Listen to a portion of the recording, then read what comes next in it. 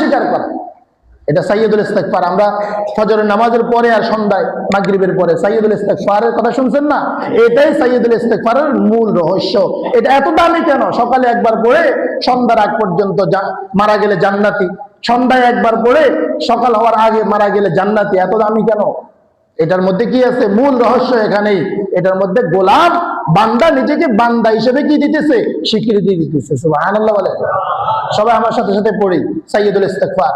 আল্লাহুম্মা আনতা রাব্বি লা ইলাহা ইল্লা আনতা খালাকতানি ওয়া আনা আবদুক ওয়া আনা আলা আহদিকা ওয়া ওয়া'দিকা মাস্তাতা'তু আউযু বিকা মিন শাররি মা সানা'তু আবু'ু লাকা বিনি'মাতিকা আলাইয়া ওয়া আবু'ু বিযামবি ফাগফির লি ফাইন্নাহু লা ইয়াগফিরুয যুনুবা ইল্লা আনতা।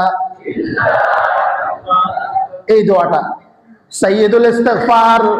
আন তাকুলাল আবদু আন ইয়াকুলাল আবদু আল্লাহুম্মা আনতা রাব্বি লা ইলাহা ইল্লা আনতা খালাকতানি ওয়া আনা আবদুক ওয়া আনা আলা আহদিকা ওয়া ওয়া'দিকা মাস্তাতা'তু আউযু বিকা মিন শাররি মা সানা'তু আবু'ু লাকা বিনি'মাতিকা আলাইয়া ওয়া আবু'ু বিযামবি ফাগফির লি ফাইন্নাহু লা ইয়াগফিরুয যুনুবা ইল্লা আনতা।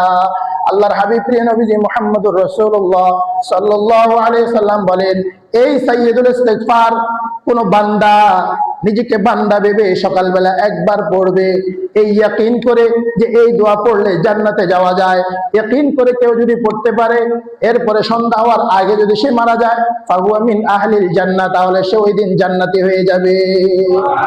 এমনি ভাবে সন্ধ্যায় পড়বে, সকাল হওয়ার আগে যদি মারা যায়, ফাহুয়া মিন আহলিল জান্নাহ, সে সোজা জান্নাতি হয়ে যাবে।